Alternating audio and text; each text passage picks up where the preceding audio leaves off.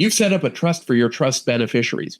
At some point in the future, they're going to pass on, and there may be trust assets left. What amount of power should that trust beneficiary have to redirect or override the decisions you made about the trust? Hi, I'm John Strohmeyer with Strohmeyer Law. Today, we're going to talk about what is called powers of appointment. This is something that you, as a person creating the trust for a trust beneficiary, can give to that trust beneficiary to allow them to override the default distribution scheme that you've set up for that trust. Now, why does this come up? Well, when we're setting up trusts, we're usually setting them up so that they last for not only multiple years, but sometimes multiple lifetimes, which means if you set up a trust for your child, you're hoping that there's going to be enough assets that the trust sticks around and is there for your grandchild. The problem is you're setting up this trust now.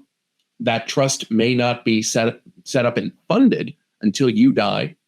And then we're talking about what happens to that trust that's been set up for your child as the beneficiary when that child eventually dies. So we're talking about what is going to happen, what is the default distribution way into the future. It could be decades before we're thinking about this.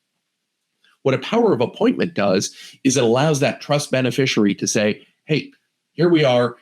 It's now the future. I want to make sure that we're sending assets to the right place.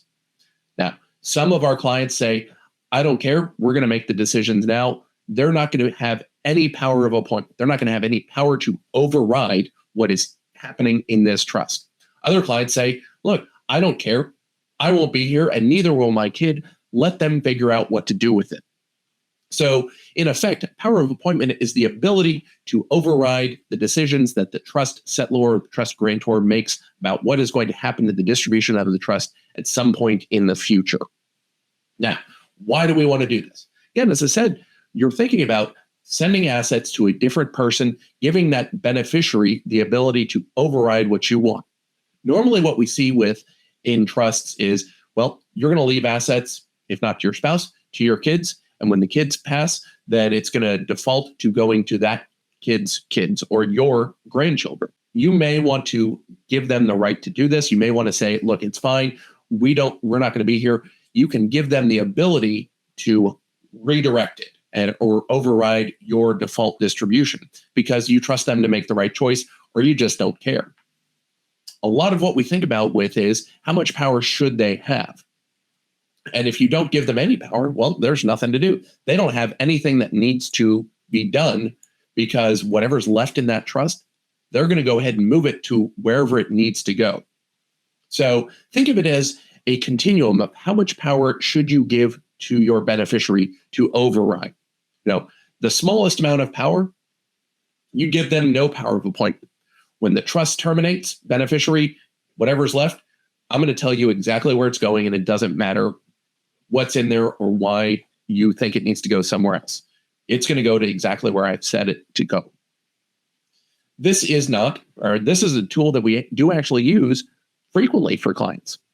Consider if you had two spouses who are married to each other, as spouses typically are, but they have kids from prior marriages. That deceased spouse is leaving assets in trust for the surviving spouse. And when that trust terminates, when the surviving spouse dies, they want to make sure that those assets are going back to the deceased spouse's children. So basically, we're going to leave assets in trust for the surviving spouse.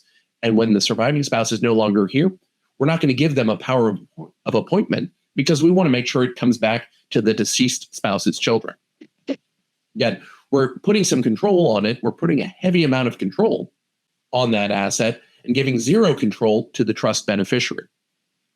Stepping up a little bit and giving the trust beneficiary some power, you may say that they are only allowed to redistribute assets among a certain group of people. Typically, we see this as, look, you can redistribute the assets among me, the trust settlor's descendants, or maybe the descendants of the parents of that trust grantor or trust settlor. Basically saying, look, keep it in the family. You can redirect it. I don't care among whom in the family, but they better be related to us. Some families will give a little bit more discretion and say, not only is it anybody in the family, but if you want to include a spouse of anybody in the family, you can include them as a beneficiary as well. Finally, the broadest and most power that we'll give to trust beneficiaries is basically saying you have nearly a general power of appointment. You can leave it to almost anybody you want, except for the beneficiary's estate, the creditors of the beneficiary's estate, and a few other groups that has some magic tax language, only to make sure that we're not triggering estate tax problems for them. You could go further and say, well, look, you could leave it to anybody, including those people that will trigger some bad tax problems, but generally we're not going to. Why? If the power is too broad, then those assets will be subject to estate tax in the beneficiary's estate, which is usually not a problem we're trying to create. So overall, the power of appointment is the ability of a beneficiary of a trust to redirect who gets those assets when the beneficiary wants. Generally, it's exercisable only when the beneficiary dies, but it is possible to have a lifetime power that gives the beneficiary the ability to withdraw assets and send them to another person while that beneficiary is still alive. How often do they use this power? Rarely. But just knowing when you're setting up trusts, you're going to be thinking far into the future. Not only what should happen, but how much control, how much power should that beneficiary have to redirect what's left.